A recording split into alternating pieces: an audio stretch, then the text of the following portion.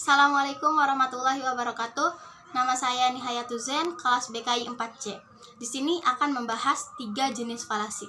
Sebelum membahas 3 jenis falasi ini, kita juga harus mengetahui apa itu falasi. Falasi ini adalah bentuk argumentasi yang keliru yang tampak seolah-olah valid atau sebuah pemikiran yang salah, tetapi terlihatnya bahwa pemikiran itu adalah suatu kebenaran. Falasi ini juga disebut sebagai sesat pikir, yaitu argumen yang mengandung beberapa kesalahan logis. Biasanya terjadi karena adanya kesalahan dalam penalaran, baik menyangkut cara, proses, ataupun hasil dari penalaran tersebut. Nah, jenis falasi ini ada banyak, yaitu ada 30 jenis falasi. Tetapi yang akan dibahas di sini hanya 3 jenis falasi saja. Yang pertama yaitu jenis falasi red herring. Falasi red herring ini adalah falasi yang mengalihkan pembicaraan atau mengalihkan perhatian orang lain dari pembahasan utama gitu. Biasanya digunakan ketika seseorang sedang menghindari pernyataan atau pertanyaan yang diajukan kepadanya dan dia merasa tidak nyaman atau bingung untuk menanggapi hal tersebut, sehingga dia mengalihkan perhatian dengan cara menggantikan topik pembicaraan atau menjawab pernyataan tersebut hanya untuk membingungkan lawan bicaranya. Karena tujuan adanya falasi red herring ini untuk membingungkan orang lain, untuk mengalihkan fokus orang lain, sehingga lawan bicaranya ini menjadi bingung karena pertanyaannya apa, dijawabnya apa gitu, atau membalikkan pernyataannya tersebut. Contoh dari sumber belajar saya ini, contohnya ada 2 orang, anggap aja A sama si B. A ini temannya si B. Si B ini seorang pecandu alkohol gitu. Dia tuh alkoholik banget. Nah, si A ini dia berusaha memberi pengertian kepada si B dengan cara dia mengatakan seperti ini: coklat itu lebih baik daripada alkohol. Tetapi si B ini dia menanggapinya seperti ini: saya suka minum alkohol dan saya sehat-sehat aja, jadi alkohol itu lebih baik daripada coklat. Nah, pendapat si B ini membuat bingung si A karena dia membalikkan pernyataan itu dan membuat bingung si A ini. Nah, si B ini dia telah menggunakan jenis falasi red herring tersebut. Contoh dari lingkungan saya ya. Semisal sama ibarat kata si A sama si B.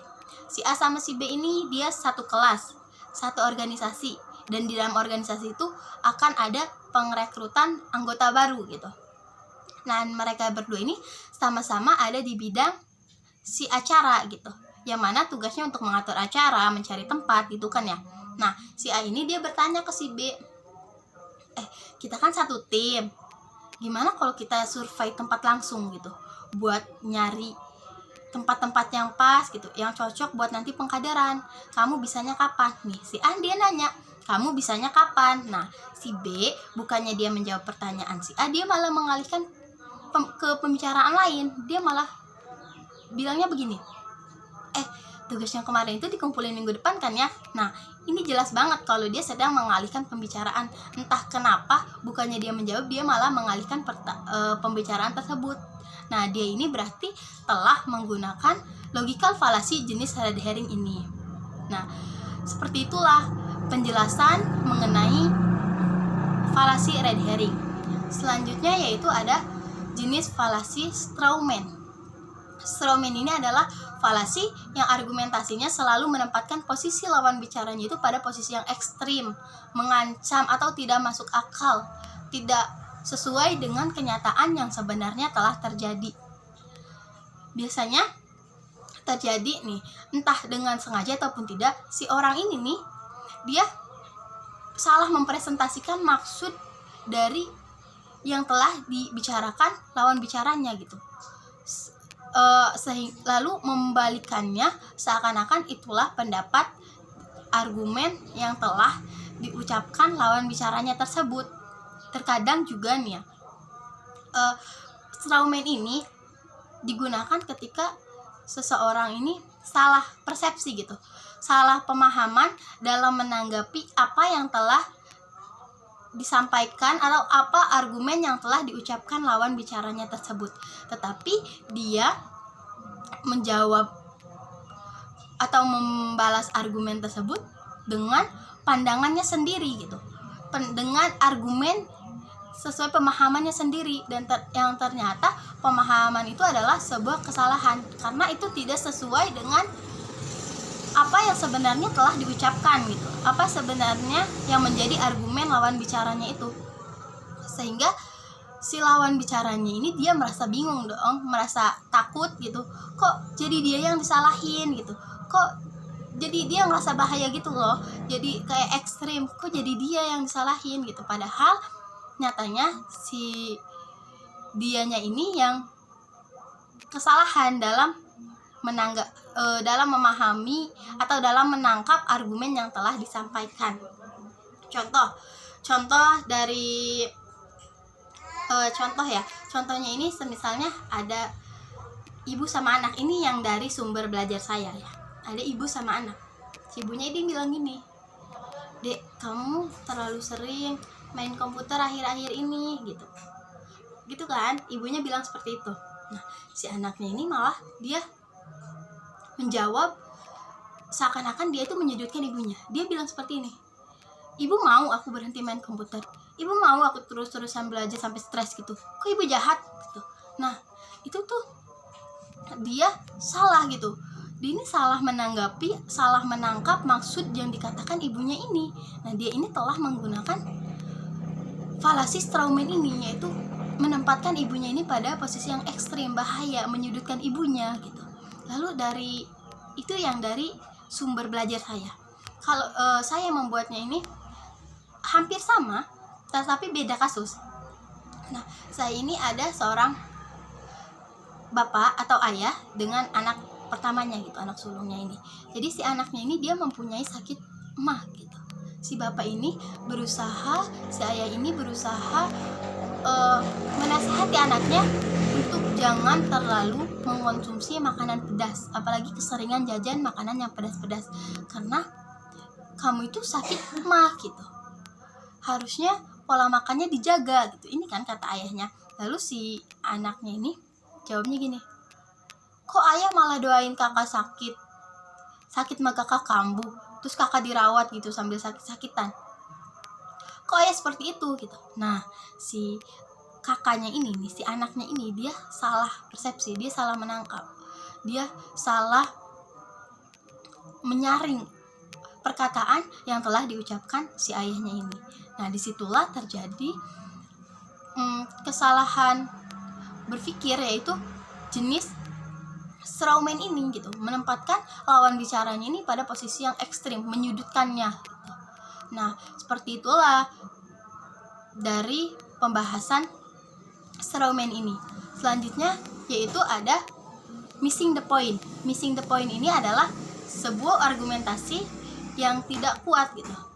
Dimana ketika ada bantahan-bantahan yang datang, dia tidak bisa mempertahankan argumentasi yang dia miliki, sehingga argumentasi yang dia miliki ini menjadi lemah. Padahal seharusnya apabila kita telah menentukan argumentasi kita, harusnya kita bisa mempertahankan argumentasi kita semampu kita. Oleh karena itu, sebelum kita berpendapat, berargumentasi, kita harus yakin dulu kebenarannya bagaimana. Kita harus mencari dulu kebenarannya bagaimana, sehingga ketika ada yang membantah, argumentasi kita tidak goyah, kita tidak terberdaya dengan bantahan-bantahan yang masuk. Entah bantahan itu benar, salah, ataupun hanya menggunakan logikal falasi saja. Dia ini apabila memiliki argumentasi tetapi tidak kuat, ini berarti dia logical fallacy missing the point, yaitu dia memiliki argumentasi tetapi argumentasinya itu lemah, tidak bisa tidak kuat, karena dia ketika ada yang membantahnya, dia manut-manut aja gitu, iya aja. Itu secara tidak langsung argumentasi yang telah dia sampaikan itu menjadi lemah. Contohnya itu dari sumber belajar saya. Contohnya itu ketika sidang skripsi ataupun sidang tesis, yang mana itu kan namanya sidang ya, kita diuji gitu, yang mana kita di untuk disuruh untuk menyampaikan, menyuarakan pendapat kita gitu akan suatu permasalahan yang akan dibahas. Nah, ketika kita berpendapat A, kita harus yakin seharusnya dengan pendapat A tersebut. Jangan ketika penguji kita berpendapat B, kita malah ikut-ikutan berpendapat B. Itu namanya kita menggunakan missing the point ini, yang mana argumentasi kita lemah.